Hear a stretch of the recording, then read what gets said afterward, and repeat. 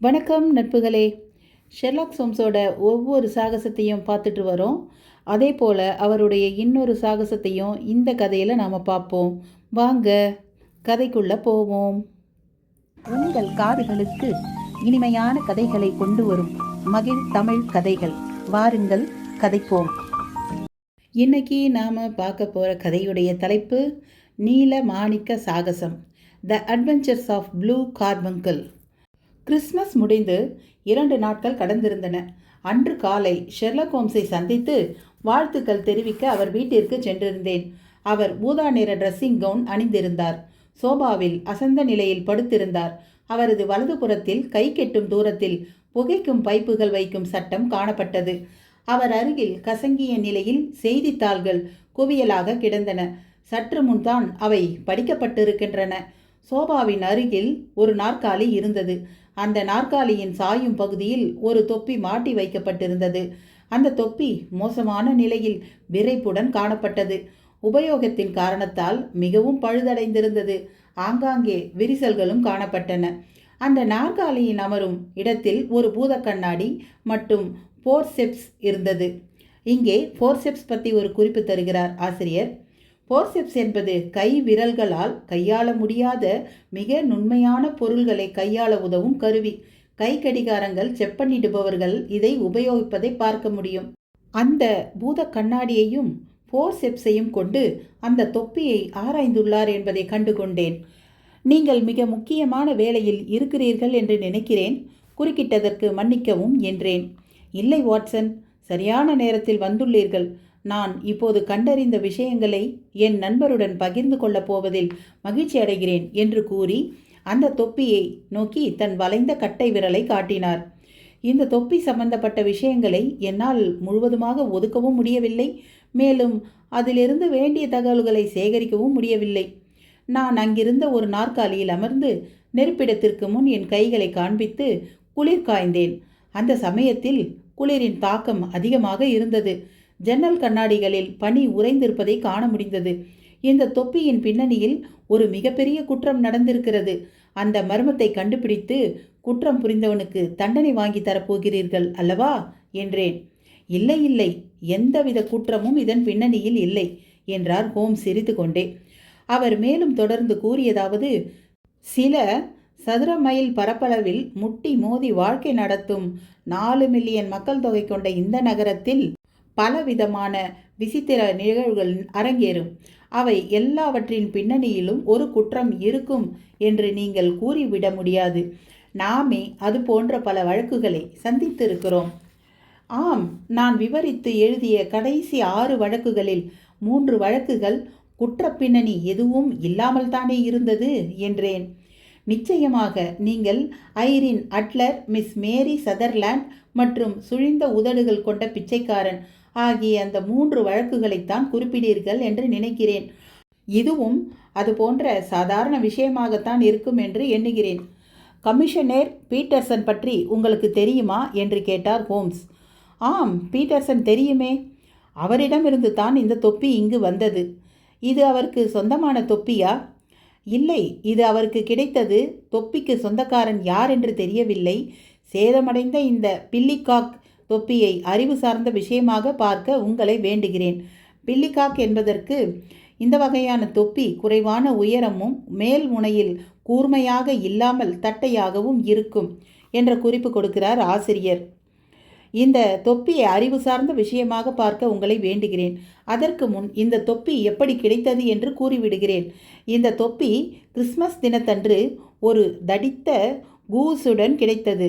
Goose என்பது ஒரு வகை வாத்து. வாத்துகளை விட சற்று பெரியது. கழுத்து பகுதி நீளமானது. வாட்சன், இப்பொழுது அந்த கூஸ் இப்போது பீட்டர்சன் அடுப்பில் பொரிந்து கொண்டிருக்கும் என்று நினைக்கிறேன். நடந்த சம்பவம் இதுதான். கிறிஸ்மஸ் தினத்தன்று காலை 4 மணிக்கு நம் நேர்மையான பீட்டர்சன் கிறிஸ்மஸ் கேளிக்கைகளை முடித்துவிட்டு டோட்டன்ஹம் கோர்ட் சாலையில் இருக்கும் தன் வீடு நோக்கி நடந்து கொண்டிருந்தார். தெருவின் கேஸ்லைட் வெளிச்சத்தில் சற்று தாங்கிய நடையுடன் ஒரு உயரமான மனிதன் பீட்டர்சன் முன்னால் சற்று தொலைவில் நடந்து சென்று கொண்டிருந்தான். அவன் தோளில் ஒரு கூஸ் தொங்கிக் கொண்டிருந்தது. அவன் கூட்ஸ் தெருவை அடைந்ததும் அந்த உயர்ந்த மனிதனுக்கும் அந்த தெருவில் இருந்த சில ரவுடிகளுக்கும் இடையே சண்டை ஏற்பட்டது. அந்த ரவுடிகளில் ஒருவன் அந்த உயர்ந்த மனிதனின் தொப்பியை தட்டிவிட்டான். தன்னை தற்காத்து கொள்ள கையில் இருந்த கைத்தடியை தலைக்கு மேல் சுழற்ற அது தவறி பின்னால் இருந்த கடையின் கண்ணாடி உடைந்தது. அதை பார்த்து கொண்டிருந்த பீட்டர்சன் அவனை காப்பாற்ற விரைந்திருக்கிறார்.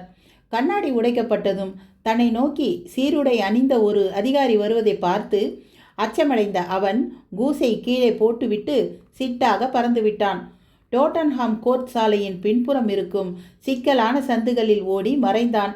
அந்த ரவுடிகளும் பீட்டர்சனை கண்டவுடன் அந்த இடத்தை விட்டு ஓடிவிட்டனர்.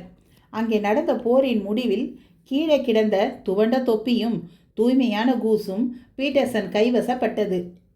பீட்டர்சன் அவற்றை அதன் உரிமையாளரிடம் சேர்த்து விட்டார் அல்லவா? அருமை நண்பரே, அங்குதான் சிக்கல். அந்த கூஸின் இடது காலில் கட்டியிருந்த அட்டையில் மிஸ்ஸஸ் ஹென்றி பேக்கர் என்று எழுதியிருந்தது. ஹெச்பி என்று ஹென்றி பேக்கரின் பெயரை குறிக்கும் வண்ணம் பெயரின் முதல் எழுத்துக்கள் அந்த தொப்பியில் பொறிக்கப்பட்டிருந்தது. நமது மாநகரத்தில் பேக்கர் என்ற பெயரில் 1000க்கும் மேற்பட்டவர்களும் ஹென்றி பேக்கர் என்ற பெயரில் சில 100 பேர்களும் இருக்கின்றார்கள். அதனால் தொப்பியையும் கூஸையும் அதன் உரிமையாளரிடம் கொண்டு சேர்ப்பதில் சிரமம் இருக்கிறது. பின்பு பீட்டர்சன் என்னதான் செய்தார்? எந்த ஒரு சின்ன விஷயம் என்றாலும் அதில் இருக்கும் மர்மத்தை விடுவிப்பதில் நான் ஆர்வம் காட்டுவேன் என்று அறிந்த பீட்டர்சன் கிறிஸ்மஸ் தினத்தன்று காலை தொப்பியையும் கூஸையும் என்னிடம் கொண்டு வந்து கொடுத்தார். கூஸை இன்று காலை வரை வைத்திருந்தோம். அந்த கூஸ் கெட ஆரம்பிப்பதற்கான அறிகுறிகள் தென்பட்டன.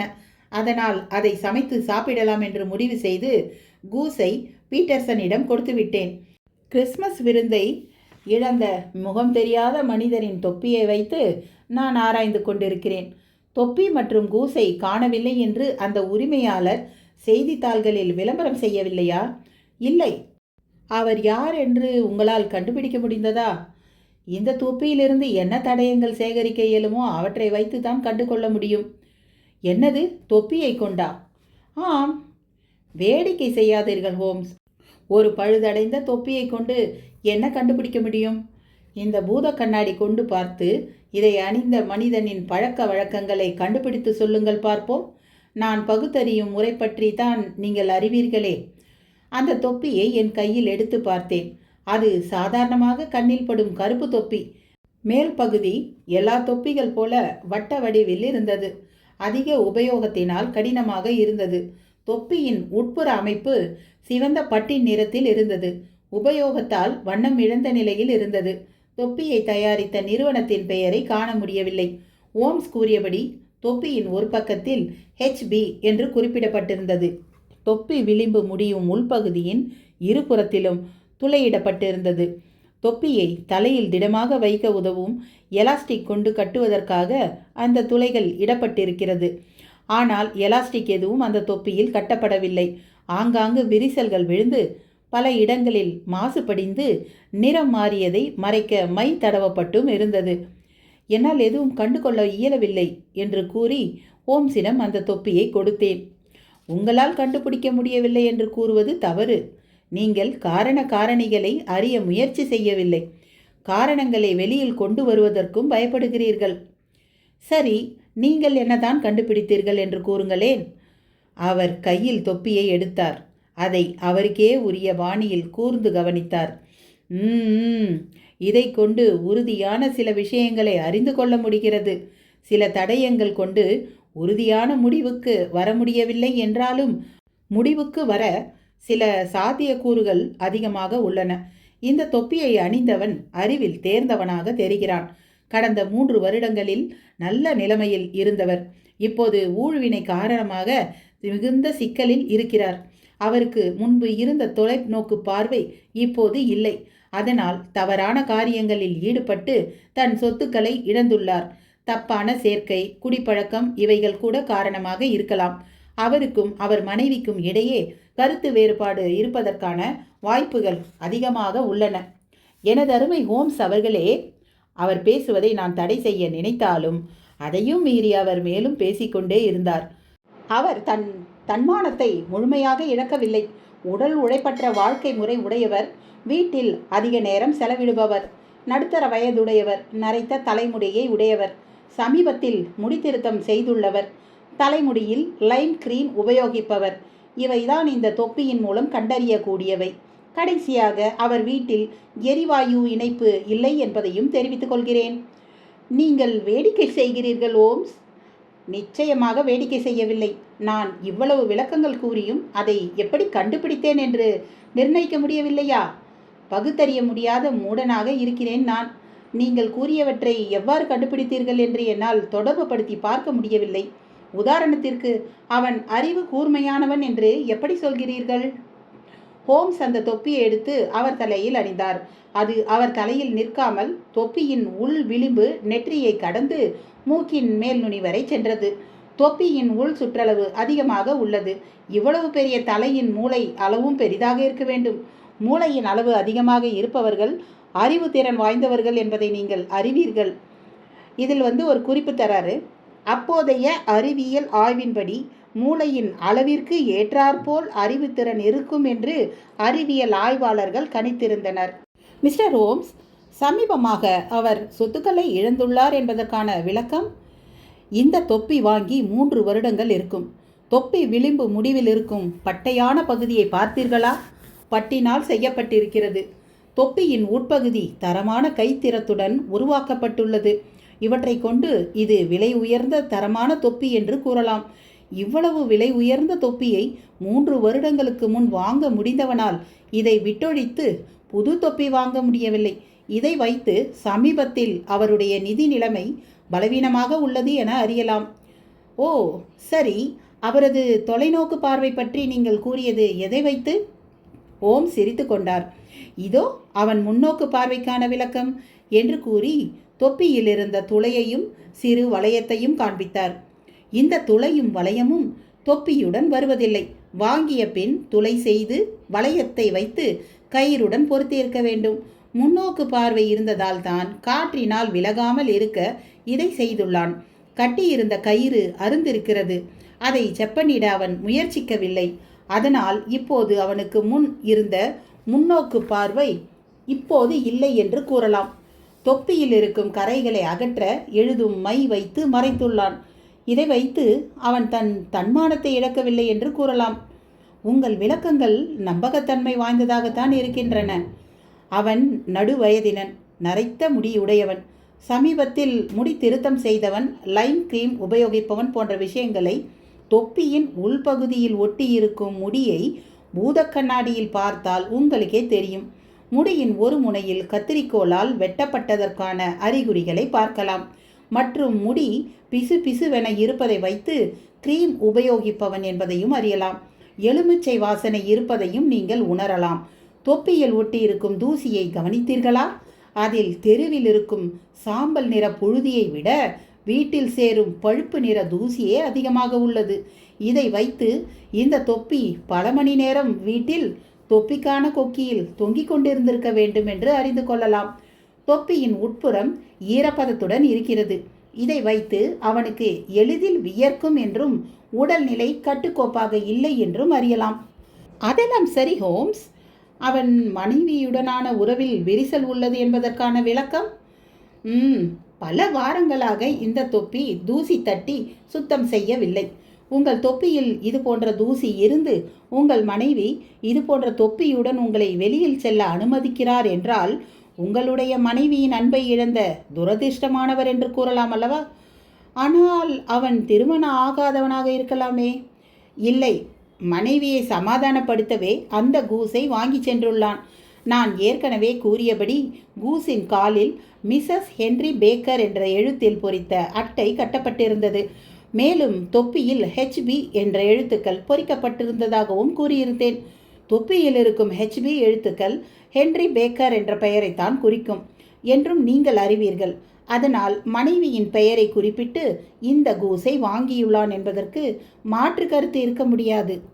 அடடா, எல்லாவற்றிற்கும் ஒரு பதில் வைத்திருக்கிறீர்கள். சரி, அவன் வீட்டில் எரிவாயு இணைப்பு இல்லை என்பதை எப்படி கண்டுபிடித்தீர்கள்? ஒரு தொப்பியில் 1 அல்லது 2 மெழுகு கரைகள் இருக்கலாம். ஆனால் இந்த தொப்பியில் குறைந்தது 5 மெழுகு கரைகளாவது இருக்கின்றன. வீட்டில் எரிவாயு இணைப்பு வைத்திருப்பவர்கள் வீட்டின் இரவு வெளிச்சத்திற்கு எரிவாயு கொண்ட விளக்குகளையே உபயோகிப்பார்கள். அப்போது மெழுகுவர்த்தியின் உபயோகம் குறைவாகவே இருக்கும். இவன் வீட்டில் எரிவாயு இணைப்பு இல்லாததால் மெழுகுவர்த்தியை அதிகம் உபயோகித்து உள்ளான். ஒரு கையில் தொப்பியும் மறு கையில் மெழுகுவர்த்தியும் ஏந்தி படிகளில் ஏறும் பொழுது மெழுகுவர்த்தியின் மெழுகு ஒழுகி இந்த தொப்பியில் விழுந்துள்ளது. இப்போது நம்புகிறீர்களா? அற்புதம், அற்புதம்! உங்கள் புத்தி கூர்மையை வெகுவாக பாராட்டுகிறேன் என்றேன் சிரித்துக்கொண்டே. ஆனால் நீங்கள் சற்று முன் கூறியது போல் இதன் பின்னணியில் எந்த குற்றமும் இல்லை அல்லவா? ஒருவர் அவருடைய கூஸை இழந்துள்ளார். அதை தவிர பெரிதாக வேறு எதுவும் இல்லை அல்லவா? இத்தனை விவரங்களை இந்த தொப்பியிலிருந்து பகுத்தறிய நீங்கள் செலவிட்ட நேரம் மற்றும் ஆற்றல் வீண்தானே? நான் கேட்ட கேள்விக்கு பதிலளிக்க ஹோம்ஸ் எத்தனித்த போது வீட்டின் கதவை திறந்து பீட்டர்சன் உள்ளே நுழைந்தார். அவர் கன்னங்கள் சிவந்திருந்தன. அவர் முகத்தில் பிரமிப்பும் ஆச்சரியமும் காணப்பட்டது. அந்த கூஸ், மிஸ்டர் ஹோம்ஸ், அந்த கூஸ் என்று திணறியவாறே பேசினார் பீட்டர்சன். ஆம், அதற்கென்ன? உயிர் பெற்று ரெக்கைகள் விரித்து உங்கள் சமையலறை ஜன்னல் வழியாக பறந்துவிட்டதோ என்று கூறி ஹோம்ஸ் தான் அமர்ந்திருந்த திசையிலிருந்து முற்றிலுமாக திரும்பி பீட்டர்சனின் முகபாவனைகளை கூர்ந்து கவனித்தார். கூஸின் தொண்டை பகுதியில் இருந்து என் மனைவி இதை கண்டெடுத்தாள் என்று கூறி தன் கையை நீட்டினார். உள்ளங்கையின் மத்தியில் ஒரு நீல நிற கல் மிளிர்ந்தது. அது ஒரு பயிறு அளவை விட சிறியதாக இருந்தாலும் அது தூய்மையுடனும் பிரகாசமான ஒளிர்வுடனும் காணப்பட்டது. அவர் கையில் அது மிளிர்வதை பார்க்கும் பொழுது இருட்டில் இருக்கும் தீப்பொறி போல் இருந்தது. சாய்ந்து அமர்ந்திருந்த ஹோம்ஸ் விசிலடித்து நிமிர்ந்து அமர்ந்தார். நீங்கள் மிகப்பெரிய அதிர்ஷ்டக்காரன் பீட்டர்சன். இது என்னவென்று தெரியுமா? என்ன இது? வைரமா? விலை உயர்ந்த கல்லா? கண்ணாடியை வெட்ட உதவுவது இதுதானே என்றார் பீட்டர்சன். விலை உயர்ந்த கற்கள் அனைத்திற்கும் மேலானது இது என்றார் ஹோம்ஸ். இது மோர்கார் ராணியுடையது அல்லவோ என்றேன் நான் ஆச்சரியத்துடன். என்னது? அதுவே தான். தி டைம்ஸ் பத்திரிகையில் இதன் அளவுகள் குறிப்பிட்ட விளம்பரம் சமீப காலமாக வருகிறதே. இது மிகவும் தனித்துவம் வாய்ந்தது. இதன் மதிப்பு என்னவென்று அனுமானமாக கூறலாமே தவிர சரியான மதிப்பை சொல்லவே இயலாது. இதை கண்டுபிடித்து கொடுப்பவருக்கு 1000 பவுண்டுகள் சன்மானம் கொடுக்கிறார்கள். இந்த சன்மானம் இதன் மதிப்பிற்கு ஒரு பங்கு கூட பெறாது என்றார் ஹோம்ஸ். 1000 பவுண்டுகளா? எல்லாம் கடவுளின் கருணை என்று கமிஷனர் சட்டென்று நாற்காலியில் சாய்ந்து என்னையும் ஹோம்ஸையும் மாறி மாறி பார்த்தார். ராணி இந்த கல்லை கண்டுபிடிக்கவில்லை என்றால் அவளிடம் இருக்கும் மொத்த சொத்தின் பாதியை இழக்க வேண்டியிருக்கும் என்றார் ஹோம்ஸ். என் ஞாபகம் சரியானதாக இருந்தால் இது காஸ்மோபாலிட்டன் என்னும் தங்கு விடுதியில் காணாமல் போனது என்று நினைக்கிறேன் என்றேன். சரியாக கூறினீர்கள் வாட்சன். டிசம்பர் 22 அன்று, அதாவது 5 நாட்களுக்கு முன், ஜான் ஹார்னர் என்ற குழாய் செப்பனிடுபவர் ராணியின் நகை பேழையிலிருந்து இதை திருடியதாக குற்றம் சாட்டப்பட்டுள்ளார். கிடைத்த ஆதாரங்கள் அனைத்தும் ஜான் ஹார்னருக்கு பாதகமாக இருந்ததால் அசைஸிற்கு இந்த வழக்கு மாற்றப்பட்டுள்ளது. இந்த இடத்தில் ஆசிரியர் அசைசஸ்க்கு ஒரு முக்கிய குறிப்பு கொடுக்கிறார். அசைசஸ் முக்கிய திருட்டு மற்றும் கொலை வழக்குகளை கையாண்ட நீதிமன்றங்கள் ஆகும். சுழற்சி முறையில் ஒவ்வொரு நகராக இயங்கியது. 1971 அசைசஸ் முறை நிறுத்தப்பட்டு நிரந்தர நீதிமன்றங்களாக மாற்றப்பட்டன. கிடைத்த ஆதாரங்கள் அனைத்தும் ஜான் ஹார்னருக்கு பாதகமாக இருந்ததால் அசைசருக்கு இந்த வழக்கு மாற்றப்பட்டுள்ளது. இதை பற்றிய விவரங்கள் என்னிடம் நிச்சயமாக இருக்கும் என்று நினைக்கிறேன் என்று கூறி அவரிடம் இருந்த செய்தித்தாள் குவியலில் அந்த செய்தியை வைத்து தேடி ஒரு தாளை வெளியில் எடுத்து அதை பாதியாக மடித்து ஹோம்ஸ் படிக்கலானார். காஸ்மோபாலிட்டன் தங்கும் விடுதியில் நகை திருட்டு. ஜான் ஹார்னர் 26 குழாய் செப்பனிடுபவர் மோர்கார் ராணியின் நகை பேழையில் இருந்த நீல நிற மாணிக்கத்தை அபகரித்துள்ளார் என்று குற்றம் சாட்டப்பட்டுள்ளார். ராணி தங்கியிருந்த விடுதி அறைகளில் உடை மாற்றுவதற்கென்று தனியாக ஒரு அறை இருந்தது. அந்த அறையில் இருந்த குளிர்காயும் நெருப்பிடத்தின் பின்னால் இருக்கும் 2வது குழாய் சற்று விலகி இருந்தது. அதை பற்ற வைத்து சரி செய்ய விடுதியின் மேல்நிலை பணியாளரான ஜேம்ஸ் ரைடர் ஜான் ஹார்னரை அமர்த்தியுள்ளார். ஹார்னர் குழாயை செப்பனிடும் போது ரைடர் சிறிது நேரம் உடன் இருந்துள்ளார். பின்னர் வேறு வேலைக்காக ரைடர் அழைக்கப்பட்டுள்ளார். அந்த வேலையை முடித்து பின் ராணியின் அறைக்கு வந்தபோது அங்கே ஹார்னர் இல்லை. இந்த அறையில் இருந்த அலமாரி உடைத்து திறக்கப்பட்டிருந்தது. அந்த அறையின் மேசையில் இருந்த மொராக்கோ பேழை காலியாக இருந்தது. அதில் தான் நீல நிற மாணிக்கத்தை ராணி பத்திரப்படுத்தி வைத்திருந்தார் என்பதை பின்னர் அறிந்தனர். ரைடர் கணம் தாமதிக்காமல் அனைவருக்கும் இதை தெரிவிக்க ஹார்னர் அன்று மாலையே கைது செய்யப்பட்டான். ஆனால் அந்த மாணிக்கம் அவனிடமோ அவன் வீட்டிலோ கிடைக்கவில்லை. நகை காணாமல் போனவுடன் ரைடர் கூக்குரல் எழுப்பிய போது ராணியின் பணிப்பெண் கேத்தரின் கியூசாக் அந்த அறைக்கு விரைந்து சென்றுள்ளார். அங்கு அவள் பார்த்தது ரைடர் கூறிய கூற்றுகள் அனைத்திற்கும் ஒத்திருந்ததாக சாட்சி அளித்துள்ளார்.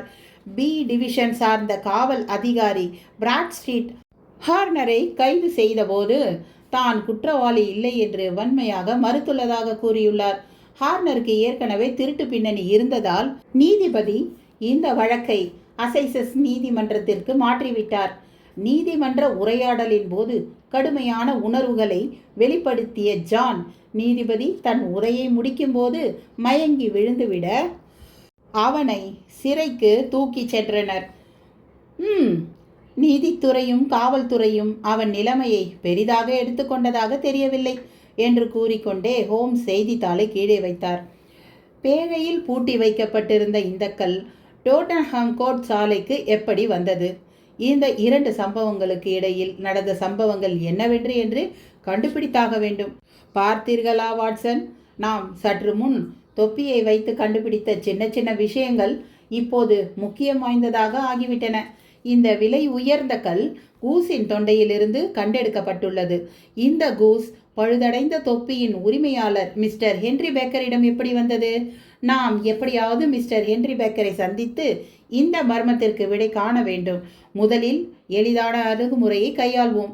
செய்தித்தாளில் விளம்பரம் தருவோம். இந்த அணுகுமுறை தோல்வியுற்றால் வேறு அணுகுமுறையை கண்டுபிடிப்போம். என்னவென்று விளம்பரம் செய்வீர்கள்? அந்த தாளையும் பென்சிலையும் எடுத்து கொடுங்கள் என்று கூறி ஹோம்ஸ் அதில் எழுதியதாவது: கூட்ஸ் தெரு முனையில் ஒரு கூஸும் ஒரு கருப்பு தொப்பியும் கிடைத்துள்ளது. மிஸ்டர் ஹென்றி பேக்கர் இன்று மாலை 6:30 மணிக்கு 22(1) பேக்கர் தெருவில் வந்து இதை பெற்றுக்கொள்ளலாம். இது எளிமையாகவும் புரியும்படியாகவும் உள்ளது அல்லவா என்றார் ஹோம்ஸ். ஆம், ஆனால் அவன் இதை பார்க்க வாய்ப்பு இருக்கிறதா என்றேன். நிச்சயமாக. மோசமான நிதி நிலையில் இருக்கும் அவனுக்கு இது ஒரு பெரிய இழப்பாகும். கண்ணாடி உடைந்ததில் பயந்து ஓடிய அவன் கூஸையும் தொப்பியையும் விட்டு வந்ததில் மிகவும் வருத்தமடைந்திருப்பான். மேலும் அவனை தெரிந்தவர்கள் இந்த விளம்பரத்தை பார்த்தால் அவனிடம் தெரிவிக்க வாய்ப்பு இருக்கிறது. பீட்டர்சன் உடன் விரைந்து இதை விளம்பர நிறுவனத்திடம் கொடுத்து இன்று மாலை எல்லா செய்தித்தாள்களிலும் இந்த விளம்பரம் வர வேண்டும் என்று கூறி கொடுத்துவிடு என்றார் ஹோம்ஸ் பீட்டர்சனை பார்த்து. எந்த பத்திரிகைகளில் விளம்பரம் வர வேண்டும்? Globe, Star, Pall Mall, Saint James, Evening News, Standard, Echo. உனக்கு தெரிந்து வேறு ஏதாவது இருந்தால் அதிலும் கொடுத்துவிடு. சரி, இந்த மாணிக்கக்கல்லை என்ன செய்வது? ஆம், அதை நான் வைத்திருக்கிறேன். நன்றி. மேலும் பீட்டர்சன், எனக்கு நீங்கள் ஒரு கூஸ் வாங்கி தர வேண்டும். மாலையில் மிஸ்டர் பேக்கர் வந்தால் அதை நான் கொடுத்து விடுவேன். பீட்டர்சன் சென்றதும் அந்த கல்லை எடுத்து ஒளியில் பிடித்து பார்வையிட்டார். இது எவ்வளவு அழகானது என்று பார்த்தீர்களா? இது மின்னும் அழகை ரசித்து கொண்டே இருக்கலாம். இந்த கல்லை மையமாக வைத்து பல குற்றங்கள் நடந்திருக்கின்றன. அனைத்து விலை உயர்ந்த கற்களும் ஏதோ ஒரு குற்றத்தில் சம்பந்தப்பட்டிருக்கின்றன. இதைவிட பெரிய மற்றும் பழமை வாய்ந்த கற்கள் மனித ரத்தம் வாங்காமல் விடுவதே இல்லை. இந்த கல்லுக்கு இன்னும் 20 வருடங்கள் கூட நிரம்பவில்லை. தெற்கு சைனாவில் அமோய் ஆற்றின் கரையில் இது கண்டுபிடிக்கப்பட்டுள்ளது. ஒரு மாணிக்கத்திற்கு தேவையான அனைத்து சிறப்பு அம்சங்களும் இதில் உள்ளன. மாணிக்க கற்கள் சிவப்பு ரூபி நிறத்தில் இருக்கும்.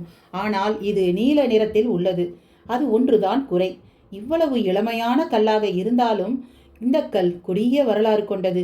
இந்த 40 கிராம் கரியினால் செய்த பளிங்கு கல்லின் பின்னால் 2 கொலைகள், ஒரு அமில வீச்சு, ஒரு தற்கொலை மற்றும் பல திருட்டுகள் நடந்தேறி இருக்கின்றன.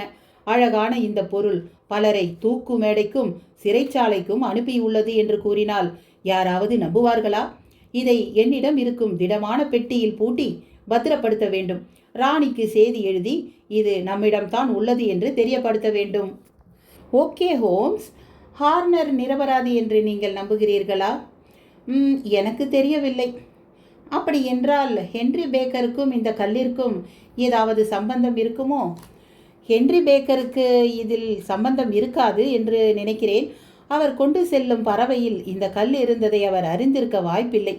நம் விளம்பரத்தை பார்த்து அவர் இங்கு வந்தால் ஒரு சோதனை செய்து அவருக்கு இந்த திருட்டில் தொடர்பு இருக்கிறதா இல்லையா என்று கண்டுபிடித்து விடலாம். அதுவரை நாம் வேறு எந்த வழியிலும் குற்றவாளியை கண்டுபிடிக்க முடியாதா? இல்லை, எனக்கு தெரிந்து வேறு எந்த வழியும் இல்லை. அப்படி என்றால் நான் என் மருத்துவ பணியை தொடர்கிறேன். இன்று மாலை 6:30 மணிக்கு இங்கு வருகிறேன். சிக்கலான இந்த வழக்கில் என்ன நடக்கிறது என்று தெரிந்து கொள்ள மிகவும் ஆர்வமாக உள்ளது. மாலை உங்கள் வருகையை ஆவலுடன் எதிர்பார்க்கிறேன். நான் 7 மணிக்கு இரவு உணவு உண்பேன். இரவு உணவிற்கு உட்காக் தான் சமைக்கப் போகிறார் மிஸ்ஸஸ் ஹட்சன். இங்கே உட்காக் என்பதற்கு ஒரு குறிப்பு. உட்காக் என்பது நீண்ட அலகும் குட்டையான கால்களும் கொண்ட ஒரு பறவை. உட்காக் தான் சமைக்கப் போகிறார் மிஸ்ஸஸ் ஹட்சன். அவரை பறவையின் தொண்டை பகுதியை நன்கு ஆராய்ந்து பார்த்து பின் சமைக்குமாறு கேட்டுக்கொள்ளப் போகிறேன் என்றார் ஓம் சிரித்து கொண்டே. வேலையின் காரணத்தால் மாலை 6:30 மணி கடந்து சிறிது நேரம் கழித்தே பேக்கர் தெருவில் உள்ள ஹோம் ஸ்வீட்டை அடைந்தேன். ஹோம் ஸ்வீட்டின் முன் ஒரு உயர்ந்த மனிதர் நின்று கொண்டிருந்தார். அவர் ஸ்காட்ச் பானட் அணிந்திருந்தார். ஸ்காட்ச் பானட் பற்றி ஒரு சிறு குறிப்பு. ஸ்காட்ச் பானட் என்பது மென்மையான விளிம்பு அற்ற ஒரு தொப்பி. ஸ்காட்லாந்தில் உள்ள சிறுவர்களும் ஆண்களும் இந்த வகையான தொப்பியை அணிவார்கள். அவர் ஸ்காட்ச் பானட் போன்ற தொப்பியை அணிந்திருந்தார். அவரது மேல் சட்டை பட்டன்களை தாடை வரை முடுக்கிவிட்டிருந்தார். அவர் சரியாக வீட்டு கதவின் மேல் இருக்கும் பேண்ட் லைட் அரை வட்டத்தில் வந்த ஒளியில் நின்றார். பேண்ட் லைட் என்பதற்கு ஒரு குறிப்பு. பேண்ட் லைட் என்பது கதவுகளுக்கு மேல் அரை வட்ட வடிவில் கண்ணாடி மற்றும் சட்டம் கொண்டதாக அமைந்திருக்கும். இவை வெளிச்சத்திற்காக அமைக்கப்பட்டவை. அவர் பேண்ட் லைட் அரை வட்டத்திலிருந்து வந்த ஒளியில் நின்றிருந்தார். நான் கதவின் அருகில் சென்றபோது கதவு திறந்தது. நாங்கள் இருவரும் ஒன்றாக ஹோம்ஸின் அறையை அடைந்தோம். நீங்கள் மிஸ்டர் ஹென்றி பேக்கர் தானே என்று கூறி ஹோம்ஸ் தன் இருக்கையிலிருந்து எழுந்து அவரை வரவேற்றார். வீட்டிற்கு வருபவர்களை ஹோம்ஸ் அவருக்கே உரிய பாணியில் அன்புடன் வரவேற்றார். குளிர் கடுமையான உள்ளது. குளிர்காயும் நெருப்பிடத்திற்கு அருகில் இருக்கும் அந்த இருக்கையில் அமருங்கள். உங்களின் இரத்த ஓட்டம் குளிர்காலத்தை விட கோடை காலத்துக்குத்தான் ஏதுவாக இருக்கும் என்று நினைக்கிறேன். வாட்சன், சரியான சமயத்தில் வந்துள்ளீர்கள். இது உங்களுடைய தொப்பிதானே மிஸ்டர் பேக்கர்? ஆம், சந்தேகமே இல்லை. இது என் தொப்பிதான். வந்தவர் பெரிய உடல் அமைப்புடன் காணப்பட்டார். உருண்டையான தோள்கள், பெரிய தலை, அகன்ற அறிவு சார்ந்த முகம், நரைத்த பழுப்பு நிற தாடியும் கொண்டிருந்தார். அவரது மூக்கும் கன்னமும் மெலிதாக சிவந்திருந்தது. அவரது நீண்ட கைகளில் நடுக்கம் காணப்பட்டது. ஹோம்ஸ் அவரின் பழக்க வழக்கங்களை பற்றி கூறியது நினைவுக்கு வந்தது. அவரது துருவேறிய கருப்பு மேலாடையின் முன்பக்க பட்டன்கள் அனைத்தும் முடுக்கிவிடப்பட்டிருந்தன. மேலாடையின் காலர் மேல் நோக்கி தூக்கிவிடப்பட்டிருந்தது. அவரது மெலிந்த கை மணிக்கட்டு பகுதியை பார்க்கும்போது மேலாடையை மீறி உள்ளே அணிந்த சட்டை வெளிப்படையாக தெரியவில்லை. அவர் வார்த்தைகளை தேர்ந்தெடுத்து மெதுவாக பேசினார். அவரை பார்க்கும் பொழுது அறிவில் சிறந்தவராகவும் தற்சமயத்தில் கால நேரம் அவருக்கு உறுதுணையாக இல்லை என்பதையும் உணர்த்தியது. உங்கள் முகவரி கொண்டு ஒரு விளம்பரம் வரும். அதன் மூலம் உங்கள் பொருட்களை உங்களுக்கே அளிக்கலாம் என்று நினைத்து இவ்வளவு நாள் காத்திருந்தோம். நீங்கள் ஏன் விளம்பரம் எதுவும் கொடுக்கவில்லை? வந்தவர் வெட்கிய முகத்துடன் சிரித்து, என்னிடம் பணப்புழக்கம் முன்பு போல் இல்லை. மேலும் என்னை தாக்கிய ரவுடிகள் என் தொப்பியையும் கூசையும் எடுத்து சென்றிருப்பார்கள். விளம்பரம் கொடுத்து பலனில்லை என்று நினைத்தேன். நீங்கள் கூறியது சரிதான். வேறு வழி இல்லாமல் அந்த கூசை நாங்கள் சமைத்து சாப்பிட்டு விட்டோம். என்னது, சாப்பிட்டு விட்டீர்களா என்று ஆச்சரியத்துடன் தன் இருக்கையிலிருந்து பாதி வரை எழுந்தார். நாங்கள் சாப்பிடவில்லை என்றால் அது அழுகி இருக்கும், உபயோகப்படாமலும் போயிருக்கும். அதனால் அதே எடையுடைய இன்னொரு கூசை இன்று வாங்கி அதோ அந்த அலமாரியில் வைத்துள்ளோம். நல்லது என்ற ஹென்றி பேக்கரின் முகத்தில் ஒரு அமைதி தெரிந்தது. உங்கள் கூசின் இறக்கைகள், கால்கள் மற்றும் தொண்டை பகுதிகள் மிச்சம் உள்ளன. உங்களுக்கு வேண்டுமென்றால் அவற்றை நாங்கள் தருகிறோம். பேக்கர் வாய்விட்டு சிரித்தார்.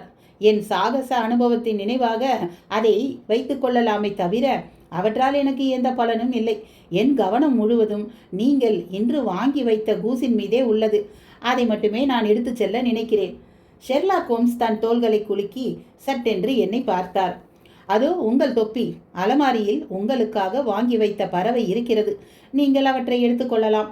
மேலும் நீங்கள் உங்கள் கூஸை எங்கு வாங்கினீர்கள் என்று கூற முடியுமா? கூஸ்கள் மேல் எனக்கு பற்றுதல் அதிகம். நீங்கள் வாங்கிய கூஸ் திடமானதாகவும் நல்ல வளர்ச்சியுடனும் இருந்தது. நிச்சயமாக என்று கூறி பேக்கர் எழுந்து புதிதாக கிடைத்த கூஸை கையகப்படுத்தி கொண்டார். நானும் என் சில நண்பர்களும் அருங்காட்சியகம் அருகில் இருக்கும் ஆல்ஃபா இன் என்ற விடுதிக்கு செல்வோம். பகல் நேரம் முழுவதும் எங்களை நீங்கள் அருங்காட்சியகத்தில் பார்க்கலாம். ஆல்ஃபா இன்னில் உள்ள விண்டிகேட் என்பவர் ஒரு கூஸ் கிளப்பை இந்த வருடம் தொடங்கி வைத்தார். அதில் நாங்கள் சேர்ந்து வார வாரம் சில பென்சுகள் தவணை முறையில் செலுத்தினோம். அதன் பலனாக கிறிஸ்மஸ் வந்ததும் இந்த கூஸை கொடுத்தார். அதன் பிறகு நடந்தவற்றை தான் நீங்கள் அறிவீர்களே. உங்களுக்கு நான் என்றென்றும் நன்றி கடன் பட்டிருக்கிறேன். ஏனென்றால் என் உடல் அமைப்பிற்கு ஒவ்வாத இந்த ஸ்காட்ச் பானட்டை வைத்து என் வாழ்க்கையை கடத்த முடியாது. நகைச்சுவையாக தன் வாக்கியத்தை முடித்தவுடன் தலைகுனிந்து எங்களுக்கு வணக்கம் தெரிவித்துவிட்டு எங்களிடம் இருந்து விடை பெற்றார். கதவை மூடிய பின் ஹோம்ஸ், இனி ஹென்றி பேக்கரிடம் நமக்கு எந்த வேலையும் இல்லை என்று நினைக்கிறேன். அவருக்கும் இந்த திருட்டிற்கும் எந்த சம்பந்தமும் இல்லை என்று நினைக்கிறேன். நீங்கள் பசியுடன் இருக்கிறீர்களா வாட்சன்? இல்லை. அப்படியென்றால் இந்த உணவை இரவில் உண்போம். நமக்கு சுட சுட கிடைத்த தடயத்தை உடனே ஆராய்ந்து பார்த்து விடலாம். நிச்சயமாக. இரவின் குளிர் கடுமையாக இருந்தது. அதனால் தடித்த நீளமான மேலங்கியை அணிந்து கொண்டோம். கழுத்து பகுதியை மெல்லிய துணியை கொண்டு மேலங்கிக்குள் திணித்து மூடிக்கொண்டோம். வானத்தில் மேகங்கள் இல்லாததால் நட்சத்திரங்களை நன்றாக பார்க்க முடிந்தது. துப்பாக்கியிலிருந்து குண்டு பாய்ந்ததும் வரும் புகை போல சாலையில் நடந்து செல்பவர்கள் மூச்சு விடும்போது வாயிலிருந்து குளிரினால் வரும் புகை எழும்பியது. எங்கள் நடையின் ஒலி காதில் நன்றாக ஒலித்தது. வீரிய நடையில் மருத்துவர்களின் வீடுகள், விம்போல் தெரு, ஹார்லே தெரு, பிக்மோர் தெரு மற்றும் ஆக்ஸ்போர்ட் தெருவை கடந்து நடந்தோம். 1/4 மணி நேர நடையில் ப்ளூம்ஸ்பரியில் உள்ள ஆல்ஃபா இன்னை அடைந்தோம். ஆல்ஃபா இன் என்னும் இடம் ஹால்பன் நோக்கி செல்லும் தெருவில் கடைசியில் இருந்தது. ஹோம்ஸ் அங்கிருந்த மதுபான அருந்தகத்திற்கு சென்று அதன் உரிமையாளரிடம் 2 பீர் வேண்டும் என்று கூறினார். உரிமையாளரின் முகம் இயல்பாகவே சிவந்து இருந்தது. வெள்ளை நிற ஆப்ரன் அணிந்திருந்தார். உங்கள் கூஸ்கள் போலவே உங்கள் பீரும் தரமானதாக இருக்கும் என்று நம்புகிறேன் என்றார் ஹோம்ஸ். கூஸ்களா என்று ஆச்சரியத்துடன் கேட்டார். உங்கள் கூஸ் கிளப்பில் உறுப்பினராக இருக்கும் மிஸ்டர் ஹென்றி தான் உங்கள் கூஸ் பற்றி சொன்னார். ஓ அப்படியா? அவை எங்கள் கூஸ்கள் அல்லவே. பின்பு யாருடையது? கோவென்ட் கார்டன் பகுதியில் இருக்கும் ஒரு கடையில் 24 கூஸ்கள் வாங்கினேன். பிரேக்கின் ரிட்ஜ் என்பவரின் கடை அது. ஓ அப்படியா? அவரை எனக்கு தெரியாது. நன்றி. உங்கள் விடுதி நன்றாக செயல்பட என் வாழ்த்துக்கள். வருகிறேன். நாங்கள் வெளியில் வந்ததும் மேலங்கியின் பட்டன்களை அணிந்தவாறே ஹோம்ஸ் கூறியது, இப்போது பிரேக்கின் ரிட்ஜை சந்திக்க செல்வோம். இந்த வழக்கின் ஒரு முனையில் சாதாரண ஒரு கூஸ் இருந்தாலும் மற்றொரு முனையில் 7 வருட சிறை தண்டனையை எதிர்கொண்டு ஒருவன் குற்றம் சாட்டப்பட்டு இருக்கிறான். அவன் நிரபராதியாக கூட இருக்கலாம். இந்த விசாரணை அவன் தண்டனையை உறுதி செய்வதாகவும் இருக்கலாம். நாம் பயணிக்கும் இந்த வழிமுறையில் காவல்துறை விசாரணை நடத்தவில்லை. இந்த விசாரணையின் முடிவு எவ்வளவு கடினமானதாக இருந்தாலும் அதை எதிர்கொள்வோம். வாருங்கள், விரைந்து செல்வோம். நாங்கள் ஹால்பனை கடந்து பின் எண்டல் தெருவை கடந்து பல குறுக்கும் நெடுக்குமான குடிசை பகுதியை கடந்து கோவென்ட் கார்டன் மார்க்கெட்டை அடைந்தோம். அங்கிருந்த ஒரு பெரிய கடையில் பிரேக்கின் ரிட்ஜ் என்ற பெயர் பலகையை கண்டோம். அங்கு குதிரை போன்ற உடல் அமைப்புடைய கடையின் முதலாளியையும் கண்டோம். கூரிய முகத்தில் புசு புசுவென தாடியும் கொண்ட அவன் அங்கிருந்த சிறுவனுக்கு பலகைகள் எடுத்து தந்து மூட உதவி செய்து கொண்டிருந்தார். வணக்கம், என்ன ஒரு கடுமையான குளிர் என்றார் ஹோம்ஸ். கடையின் முதலாளி ஹோம்ஸ் சொல்வதை ஆமோதித்து தலையசைத்தான். பின்பு கேள்வி கணையுடைய ஒரு பார்வையை ஹோம்ஸ் மீது செலுத்தினான். எல்லா கூஸ்களும் விற்றுவிட்டன போலவே என்றார் ஹோம்ஸ் காலியான கடையின் சலவைக்கல் மேடையை காண்பித்து. ஆம், நாளை காலை வாருங்கள். என்னால் 500 கூஸ்கள் வரை உங்களுக்கு கொடுக்க முடியும். இல்லை இல்லை, எனக்கு இப்போதே வேண்டுமே. அங்கே பாருங்கள், சில கடைகளில் விளக்குகள் இன்னும் எரிகின்றன. அங்கே நீங்கள் வாங்கிக் கொள்ளலாமே. ஆனால் உங்களிடம்தான் தரமானவை கிடைக்கும் என்கிறார்களே. யார் கூறியது? ஆல்ஃபா இன்னின் உரிமையாளர் தான் கூறினார். ஆம், அவருக்கு சமீபத்தில் தான் 24 கூஸ்களை விற்றேன். அருமையான பறவைகள். எங்கிருந்து அவை வருகிறது? ஆச்சரியப்படும் வகையில் சட்டென்று கோபப்பட்டான். தலையை தூக்கி இரு கைகளை இடுப்பில் வைத்து கொண்டு, மிஸ்டர், உங்களுக்கு என்னதான் வேணும்? இப்போதே பேசி முடிவு செய்து கொள்ளலாம். இதற்கு மேல் நேரடியாக என்னால் கூற முடியாது. ஆல்பா இன்னிற்கு நீங்கள் விற்ற பறவைகள் எங்கிருந்து வந்தன என்று தான் கேட்டேன். என்னால் உங்களுக்கு அதை கூற முடியாது. இந்த விஷயம் எந்த விதத்திலும் முக்கியமானது அல்ல. இந்த சின்ன விஷயத்திற்கு நீங்கள் ஏன் இவ்வளவு கோபம் அடைகிறீர்கள் என்று எனக்கு தெரியவே இல்லை. ஒரு நல்ல பொருளை நல்ல விலைக்கு விற்றால் அதை வாங்கி அனுபவிக்க வேண்டும். அதை விட்டுவிட்டு அந்த பறவைகள் எங்கே, யாருக்கு அந்த பறவைகளை விற்றாய், அந்த பறவைகள் கிடைத்தால் உனக்கு பணம் தருகிறேன் என்று பேசி நச்சரித்தால் நீங்களும் இப்படித்தான் கோபப்படுவீர்கள். ஏதோ உலகத்தில் வேறு பறவைகளே இல்லாதது மாதிரியும் இது ஒன்று தான் பறவை என்கிற மாதிரியும் நடந்து கொண்டால் நான் என்ன செய்வது? ஓ, உன்னை நச்சரித்தார்களா? சரி, நச்சரித்தவர்கள் யார் என்று எனக்கு தெரியாது. அவர்களுக்கும் எனக்கும் என்ன சம்பந்தமும் இல்லை. நீ சொல்லவில்லை என்றால் நான் கட்டிய பந்தயத்தில் தோற்று விடுவேன். பறவைகள் பற்றிய என் கணிப்பு எப்போதும் தப்பாது. நீங்கள் விற்ற பறவை கிராமப்புறத்தில் வளர்ந்தவை தானே? இதை சொல்லி 5 பவுண்டுகள் பந்தயம் செய்துள்ளேன். அப்படியென்றால் நீங்கள் பந்தயத்தில் தோற்றுவிட்டீர்கள். நான் அளித்த பறவைகள் நகர்ப்புறத்தில் வளர்ந்தவை. ஓ, இல்லை இல்லை இல்லை, இருக்கவே முடியாது. நான் தான் நகர்ப்புறத்தில் வளர்ந்தவை என்று கூறுகிறேனே. நான் நம்ப தயாராக இல்லை. பறவைகள் பற்றி அதிகம் தெரிந்ததாக உங்களுக்கு நினைப்போ? நான் சிறுவயதிலிருந்து இந்த தொழிலில் இருக்கிறேன். ஆல்பாவிற்கு அனுப்பிய பறவைகள் அனைத்தும் நகர்ப்புறத்தில் தான் வளர்க்கப்பட்டவை என்று ஆணித்தரமாக கூறுவேன். ஓ, அப்படியெல்லாம் சொல்லி என்னை நம்ப வைக்க முடியாது. பந்தயம் கட்டி பார்க்கலாமா? உன் பணத்தை வைத்து நான் என்ன செய்ய போகிறேன்? நான் கூறுவது சரிதான் என்று எனக்கு தெரியும். உன் பிடிவாத குணத்தை அடக்க 1 சவரன் தங்க நாணயம் தருவேன். அவன் உள்ளூர சிரித்து கொண்டே, தம்பி பில் என்று கடையில் பணிபுரியும் சிறுவனை அழைத்து அந்த பதிவேடுகளை எடுத்து வா என்றான். அந்த சிறுவன் ஒரு சிறு பதிவேட்டையும் மற்றொரு பெரிய பதிவேட்டையும் எடுத்து வந்தான். அந்த 2ஐயும் தொங்கும் விளக்கின் கீழ் வெளிச்சத்தில் வைத்தான். இங்கு பாருங்கள், எல்லாவற்றையும் சரியாக சொல்பவரே என்றான் அவன். நான் எல்லா பறவைகளையும் விற்றுவிட்டேன் என்று தானே கூறினீர்கள்? பார்த்தீர்களா? இன்னும் ஒரு பறவை விற்காமல் இருக்கிறது. இந்த சின்ன புத்தகத்தில் இருக்கும் குறிப்புகளை பாருங்கள். எங்கே காட்டுங்கள் பார்ப்போம். இதில் யாரிடமிருந்து பறவைகள் வாங்குகிறேனோ அதன் பட்டியல் உள்ளது. இந்த பக்கத்தில் இருக்கும் பட்டியலில் கிராமத்திலிருந்து எனக்கு விற்கும் விற்பனையாளர்களை வரிசையாக எழுதியுள்ளேன். அவர்களின் ஒவ்வொரு பெயர்களுக்கும் பக்கத்தில் இருக்கும் எண்ணை கவனித்தீர்களா? அந்த எண்ணை கொண்டு தான் ஒவ்வொரு விற்பனையாளரின் கொடுக்கல் வாங்கல்களை இந்த பெரிய புத்தகத்தில் எழுதியுள்ளேன். கொஞ்சம் பொறுங்கள், சில பக்கங்கள் திருப்பிக் கொள்கிறேன். இந்த பக்கத்தில் சிவப்பு மையினால் எழுதிய பட்டியல் இருக்கிறது அல்லவா? இதுதான் நகர்ப்புறத்தில் எனக்கு பறவைகள் விற்பவர்கள். அதில் இருக்கும் 3வது பெயரை படியுங்கள். மிஸ்ஸஸ் ஓக்சாட் 117 பிரிக்ஸ்டன் சாலை 249 என்று படித்தார் ஹோம்ஸ். இப்போது அந்த பெரிய புத்தகத்தில் 249ஆம் பக்கம் திருப்புங்கள். ஹோம்ஸ் அவர் குறிப்பிட்ட பக்கத்திற்கு திருப்பினார். இதோ இங்கு இருக்கிறது, மிஸ்ஸஸ் ஓக்சாட் 117 பிரிக்ஸ்டன் சாலை, முட்டைகள் மற்றும் பறவைகள் விற்பனையாளர் என்று தலைப்பிடப்பட்டுள்ளது என்றார் ஹோம்ஸ். சரி, அந்த பக்கத்தில் கடைசி வரியில் என்ன எழுதியிருக்கிறது என்று படியுங்கள். December 22 24 கூஸ்கள் 7S6D.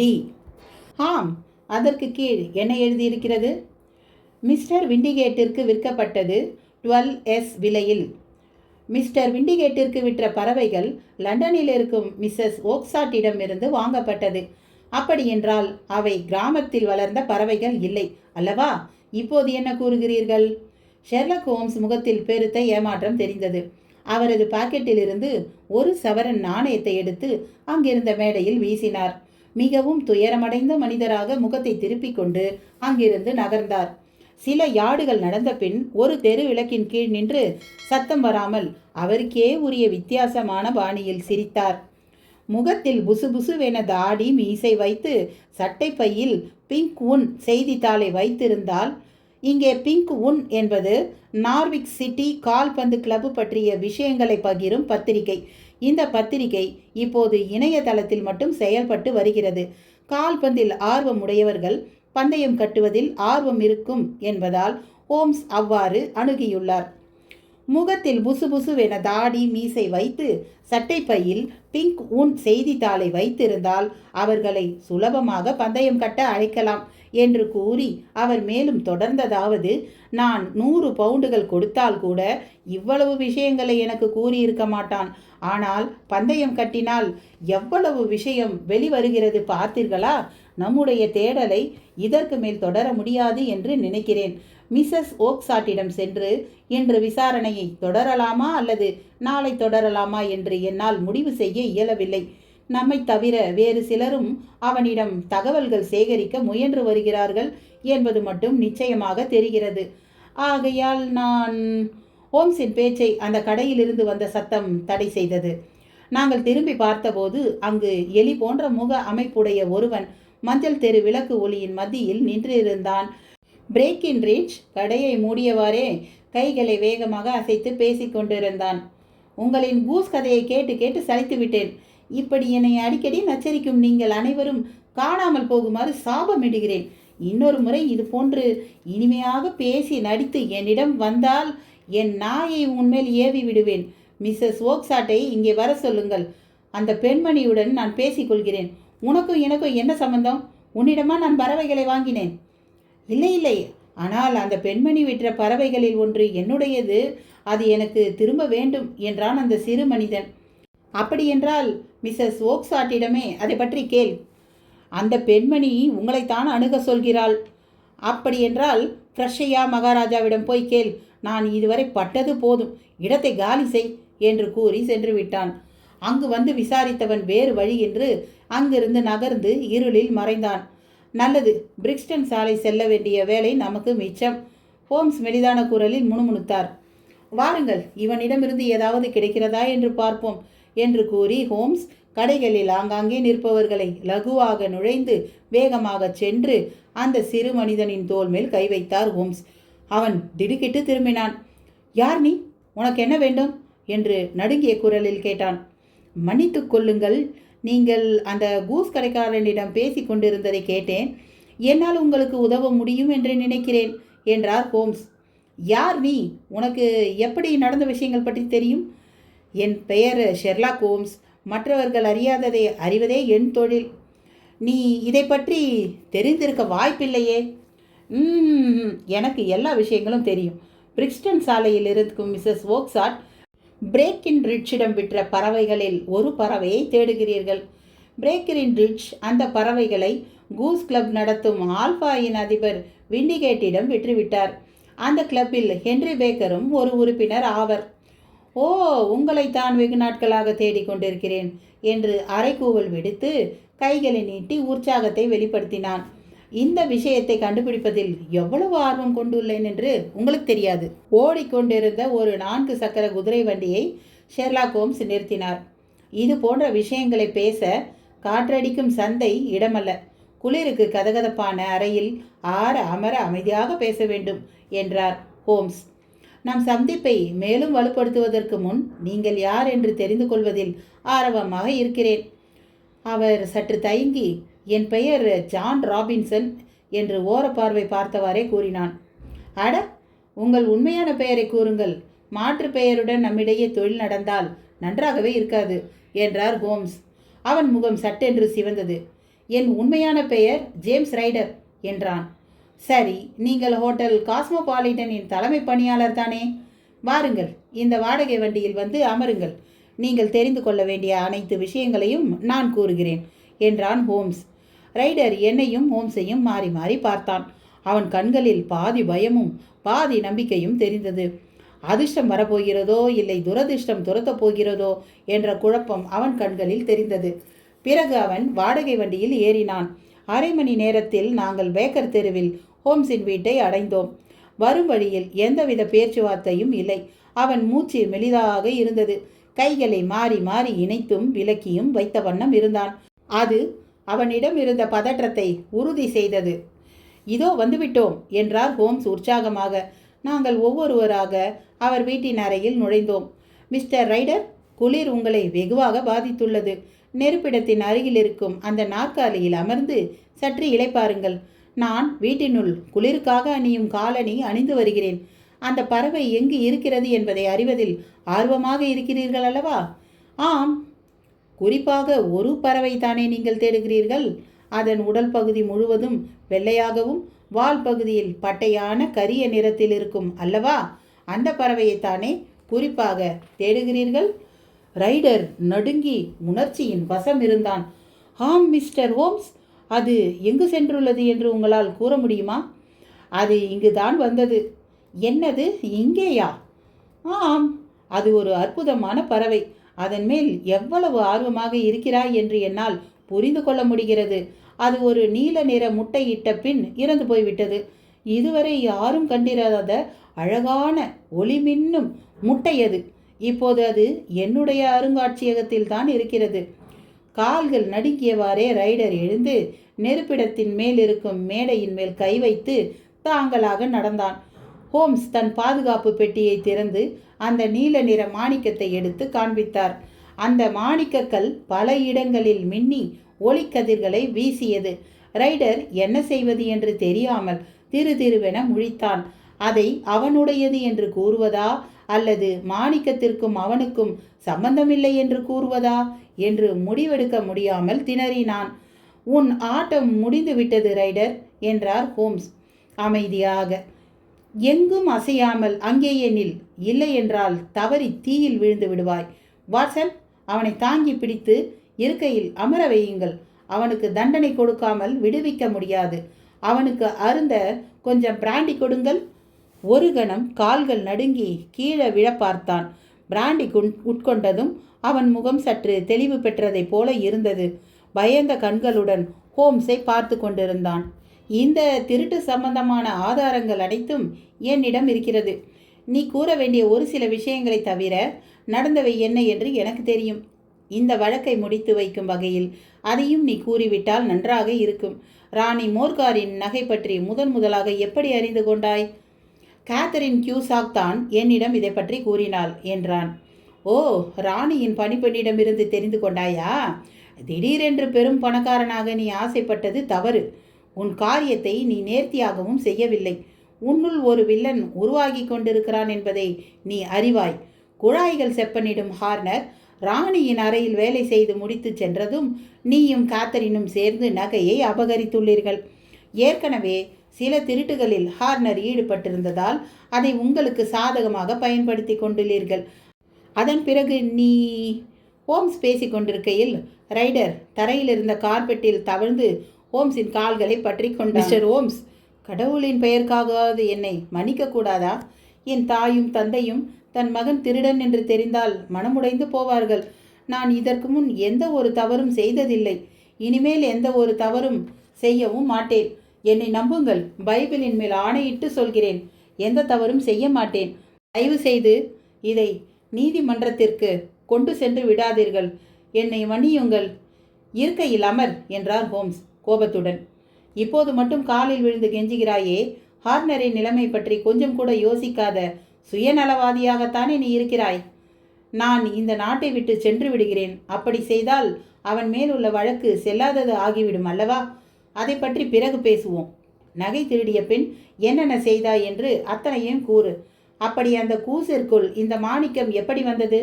எப்படி அந்த கூஸ் சந்தையில் விற்பனைக்கு வந்தது? உண்மையை சொல், அதுதான் உனக்கு நல்லது. உலர்ந்த தன் உதடுகளை நாக்கினால் ஈரமாக்கி தன் பேச்சை தொடர்ந்தான் ரைடர். நடந்தவற்றை ஒளிவு மறைவின்றி உங்களிடம் கூறிவிடுகிறேன். ஹார்னர் கைது செய்யப்பட்டவுடன் காவல்துறை மாணிக்கக்கல்லை கண்டுபிடிக்க தீவிரம் காட்டும் என்பதால் அதை எங்கு மறைத்து வைப்பது என்று பிடிபடவில்லை. எந்த நேரமும் என்னிடமோ அல்லது வீட்டிலோ தேடல் நடைபெறலாம் என்ற ஐயத்துடன் இருந்தேன். கண்டிப்பாக காஸ்மோபாலிட்டன் விடுதியில் அதை பாதுகாக்க முடியாது என்பதையும் அறிந்தேன். அதனால் பிரிக்ஸ்டன் சாலையில் இருக்கும் என் சகோதரியின் வீட்டிற்கு செல்ல முடிவு செய்தேன். அவள் ஓக்சாட் என்பவரை மணந்து வாழ்கிறாள். அவள் வீட்டில் வாத்து மற்றும் கூஸ் வளர்த்து விற்கிறாள். என் சகோதரியின் வீடு செல்லும் வழியில் எதிர்கொண்ட அனைவரையும் காவல்துறையை சார்ந்தவர்களோ என்ற அச்சத்திலேயே சென்றேன். அன்றிரவு கடுமையான குளிர் இருந்தபோதும் என் முகத்தில் வியர்வை வழிந்தோடியது. என் சகோதரியின் வீட்டை அடைந்ததும், ஏன் இவ்வளவு சோர்வுடன் களைப்புடனும் இருக்கிறாய் என்று என் சகோதரி வினவினாள். நான் விடுதியில் திருட்டு நடந்ததையும் அதனால் அடைந்த குழப்பத்தினால் அவ்வாறு இருப்பதாகவும் சொல்லி சமாளித்தேன். பின்பு அவள் வீட்டின் பின்புறம் சென்று ஒரு பைப் புகைத்து அடுத்து என்ன செய்வதென்று யோசித்தேன். எனக்கு மார்ச்லே என்று ஒரு நண்பன் இருந்தான். அவன் சில தீய வழிகளில் சென்று பெண்டன்டாவின் சிறையில் காலம் கழித்தவன். முன்னொரு நாள் அவனை சந்தித்த போது திருடர்கள் செயல்படும் விதம் பற்றியும் திருடிய பொருளை மறைத்து வைப்பது பற்றியும் சில விஷயங்களை பகிர்ந்தான். அவனை எனக்கு நன்றாக தெரியும் என்பதால் என்னிடம் உண்மையாக நடந்து கொள்வான் என்றும் நினைத்தேன். அதனால் கில்பனில் இருக்கும் அவனை சந்தித்தால் இந்த கல்லை எப்படி காசாக்குவது என்று அவன் யோசனை கூறலாம் என்பதால் அவனை சந்திக்கலாம் என்று நினைத்தேன். ஆனால் யாரிடமும் பிடிபடாமல் எப்படி அவனை சந்திப்பது? விடுதியிலிருந்து சகோதரியின் வீட்டிற்கு வருவதற்கே நான் பட்ட பாடு எனக்குத்தான் தெரியும். காவல்துறையினர் எந்த நேரமும் என்னை சோதனையிடலாம் என்ற அச்சம் என்னுள் இருந்தது. அவ்வாறு சோதனையிட்டால் என் உள் சட்டையில் இருக்கும் மாணிக்கம் கிடைத்து நான் கைது செய்யப்படலாம் என்ற அச்சம் எப்போதும் என்னிடம் இருந்தது. இவ்வாறாக அங்கிருந்த சுவற்றில் சாய்ந்து அங்கு மேய்ந்து கொண்டிருந்த கூஸ்களை பார்த்து கொண்டிருந்தேன்.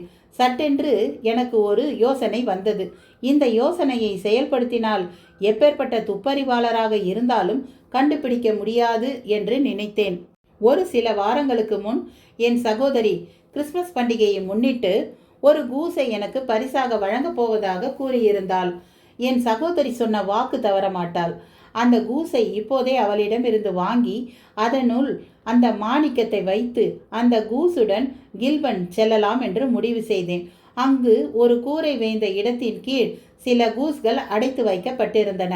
அவற்றில் வெண்மையாகவும் கொழு கொழுவென்றும் வால் சற்று அருந்த நிலையில் இருக்கும் ஒரு பறவையை தேர்வு செய்தேன். அதை பிடித்து அதன் அழகை விலக்கி நீல மாணிக்கத்தை நுழைத்து என் விரல் எவ்வளவு தூரம் செல்லுமோ அதுவரை அந்த மாணிக்கத்தை அதன் தொண்டையில் திணித்தேன். அந்த கல் கூஸின் உணவு குழாய் வழியே சென்று உணவு சேமிக்கும் பகுதியில் இருப்பதை என்னால் உணர முடிந்தது. சட்டென்று இவை அனைத்தும் நடந்ததால் அந்த பறவையால் சுதாரித்து கொள்ள முடியவில்லை. இறக்கைகள் படபடத்து தவித்தது. இந்த சத்தம் கேட்டு என் சகோதரி வெளியில் வந்துவிட்டாள். அவளுடன் பேசிக் கொண்டிருக்கையில் அந்த பறவை மேலும் அதிர்ச்சியுற்று அங்கும் இங்கும் குதித்து மற்ற பறவைகளையும் பரபரப்படைய செய்தது. ரைடர், நீ என்ன செய்தாய்? பறவைகள் இப்படி பதறுகின்றனவே என்று கேட்டாள். கிறிஸ்மஸ் பண்டிகைக்கு ஒரு கூஸ் தருவதாக கூறினாய் அல்லவா? அதற்கு ஒரு பறவையை தேர்வு செய்ய எந்த பறவை கொழு கொழு என்று இருக்கிறது என்று சோதித்து பார்த்தேன். அதை பற்றி நீ கவலைப்பட தேவையில்லை. உனக்காக என்றே ஒரு பறவையை வளர்த்து வருகிறேன். அதை ரைடர் பறவை என்று தான் அழைப்போம். அதோ கொழு கொழு என்று இருக்கிறது பார்த்தாயா? அதுதான். மொத்தம் 26 பறவைகள் உள்ளன. ஒன்று உனக்கு, மற்றொன்று எங்களுக்கு. மற்ற பறவைகள் அனைத்தும் சந்தைக்கு விற்பனைக்காக செல்கின்றன. நன்றி மேகி என்றேன். அந்த பறவைகளில் பெரிதாக வித்தியாசம் பார்க்க மாட்டாய் என்றால் நான் இப்போது அழுத்தி பார்த்தேனே அதே பறவையை எடுத்துக்கொள்கிறேனே. ஆனால் உனக்கென்று வளர்த்த பறவை 3 பவுண்டுகள் எடை அதிகமாயிற்றே. உனக்காகவே அதற்கு தீனி அதிகம் போட்டு கொழுக்க வைத்துள்ளோம். பரவாயில்லை, நான் பார்த்து வைத்த பறவையே எடுத்துக்கொள்கிறேன். ஓ, அப்படியென்றால் நீ எதை விரும்புகிறாயோ அதையே எடுத்துச் செல். எந்த பறவை வேண்டும் என்றால் சற்று கோபத்துடன். அதோ வெள்ளையாக வால் சற்று அருந்த நிலையில் நடுவில் ஒரு பறவை நிற்கிறதே, அதையே எடுத்துச் செல்கிறேன். நல்லது, அதை கொன்று நீ எடுத்து செல்லலாம். என் சகோதரி கூறியவாறே அதை கொன்று கில்பனுக்கு எடுத்து சென்றேன். மிஸ்டர் ஹோம்ஸ், என் நண்பனிடம் நடந்தவற்றை கூறினேன். நான் என் கதையை கூறியபோது அவனுக்கு மூச்சு திணறும் அளவுக்கு சிரிப்பு வந்தது. பின்பு ஒரு கத்தி எடுத்து அந்த கூஸை வெட்டினோம். வெட்டியதும் எங்களுக்கு அதிர்ச்சி தான் காத்திருந்தது. அந்த பறவையில் மாணிக்கத்திற்கான அறிகுறிகளே இல்லை. ஏதோ பெரும் தவறு நடந்துவிட்டதென்று உணர்ந்தேன். பறவையை அங்கேயே விட்டுவிட்டு என் சகோதரியின் வீட்டிற்கு விரைந்தேன். அவள் வீட்டின் பின்புறம் இருந்த பண்ணைக்கு சென்று பார்த்தபோது அங்கு பறவைகள் எதுவும் இல்லை. பறவைகள் எங்கே போயின என்று என் சகோதரியிடம் கேட்டேன். சந்தையில் விற்கப்பட்டு விட்டனவே என்றாள். யாருக்கு விற்கப்பட்டன? கோவென்ட் கார்டனைச் சேர்ந்த பிரேக்கின் ரிட்ஜிடம். இங்கு இருந்த பறவைகளில் வேறு ஏதாவது ஒரு பறவைக்கு மொட்டையான வால் இருந்ததா? ஆம் ரைடர், 2 பறவைகள் ஒரே மாதிரியான மொட்டை வாலுடன் இருந்தன. அந்த 2 பறவைகளும் ஒரே போல் இருந்ததால் அவ்வப்போது என்னாலேயே வித்தியாசம் காண முடியாமல் தவித்திருக்கிறேன். அதற்கு பிறகு தலை தெறிக்க ஓடி பிரேக்கின் ரிட்ஜிடம் அந்த பறவையை பற்றி கேட்டேன். அவை அனைத்தும் விற்றுவிட்டதாக கூறினான். யாருக்கு அவை விற்கப்பட்டன என்று கேட்டபோது அதை கூற மறுத்துவிட்டான். எங்களுக்குள் இன்று இரவு நடந்த பேச்சுவார்த்தையைத்தான் நீங்களே கேட்டீர்களே, அப்படித்தான் எனக்கு எப்போதும் பதிலளிப்பான். என் சகோதரி எனக்கு பைத்தியம் பிடித்து விட்டது என்று நினைக்கிறாள். சில நேரங்களில் எனக்கும் அப்படித்தான் தோன்றுகிறது. திருடிய சொத்தை அனுபவிப்பதற்குள் திருடன் என்ற முத்திரை என் மீது சுமத்தப்பட்டு விட்டது. அந்த ஒரு மாணிக்கத்திற்காக என் குணத்தை இழந்து விட்டேன். கடவுள்தான் என்னை காப்பாற்ற வேண்டும் என்று கூறி முகத்தை உள்ளங்கையில் புதைத்து கொண்டு விக்கி விக்கி அழுதான். அங்கு ஒரு நீண்ட அமைதி நிலவியது. ஓம்ஸின் பெருமூச்சும் மேசையில் தட்டிய அவரின் விரல்களும் அங்கு நிலவிய அமைதியை குலைத்தன. ஓம்ஸ் எழுந்து வீட்டின் வாயிற்கதவை திறந்தார். வெளியே போ என்றார் ஹோம்ஸ். ஓ, என்னது? இனி பேச எதுவும் இல்லை, வெளியே போ. அதற்கு மேல் வார்த்தைகள் எதுவும் தேவைப்படவில்லை. தடதடவென படிகளில் இறங்கும் சத்தம், பின்பு கீழே கதவு வேகமாக மூடும் சத்தம் மற்றும் தெருவில் ஓடும் சத்தம் கேட்டது. வாட்சன் என்று கூறி ஹோம்ஸ் தன் கைகளை நீட்டி பைப்பை எடுத்து அவர் தொடர்ந்ததாவது, காவல்துறையின் திறமையின்மைக்கு நாம் பொறுப்பாக முடியாது. இவனுக்கு பதிலாக ஹார்னரை காவல்துறை பிடித்து வைத்திருந்தாலும் ஹார்னர் தான் இந்த திருட்டை செய்தான் என்று காவல்துறையால் நிரூபிக்க முடியாது. மேலும் ரைடர் ஹார்னரை எதிர்த்து எதுவும் செய்ய முடியாத நிலையில் இருப்பதால் ஹார்னர் எப்படியும் விடுவிக்கப்படுவான். ரைடர் மேலும் தவறுகள் செய்ய வாய்ப்பில்லை. இப்போது பிடிப்பட்ட பயமே போதும். அவனை சிறைக்கு அனுப்பினால் ஒரு நிரந்தர குற்றவாளியை உருவாக்கியிருப்போம். அவன் ஒரு சிறை பறவையாகத்தான் வாழ்க்கையை நகர்த்தியிருப்பான். மேலும் இப்போது கிறிஸ்மஸ் காலம் அல்லவா, மன்னித்து அருள்வதில் தப்பில்லை. சந்தர்ப்ப சூழ்நிலை நமக்கு புதுமையாக ஒரு வழக்கு மற்றும் அனுபவத்தை கொடுத்துள்ளது. இந்த வழக்கின் முடிவும் எனக்கு திருப்தி அளிக்கிறது. அந்த மணியை அழுத்துங்கள். இரவு உணவு நமக்கு பரிமாறப்படும். அதிலும் பறவையை ஆய்வு செய்ய வேண்டியதுதான் நம் வேலை. கதை முற்றிற்று. நட்புகளே, கதை எப்படி இருந்தது? இந்த கதை உங்களுக்கு பிடிச்சிருக்கா? நான் இப்போது உங்களுக்கு கதை சொல்கிற விதம் உங்களுக்கு பிடிச்சிருக்கா? எல்லாத்துக்கும் மேலே நம்ம சேனலை நிறைய பேர் சப்ஸ்கிரைப் பண்ணலன்னு நினைக்கிறேன். சப்ஸ்கிரைப் பண்ணுங்கள். உங்களுக்கு இந்த கதை நான் சொல்கிற விதம்லாம் பிடிச்சிருந்தா லைக் பண்ணுங்கள், உங்கள் ஃப்ரெண்ட்ஸ்க்கெல்லாம் ஷேர் பண்ணுங்கள். அப்போ தான் நான் மேலும் மேலும் தொடர்ச்சியாக கதை சொல்வதற்கு ஒரு உத்வேகம் கிடைக்கும். நன்றி.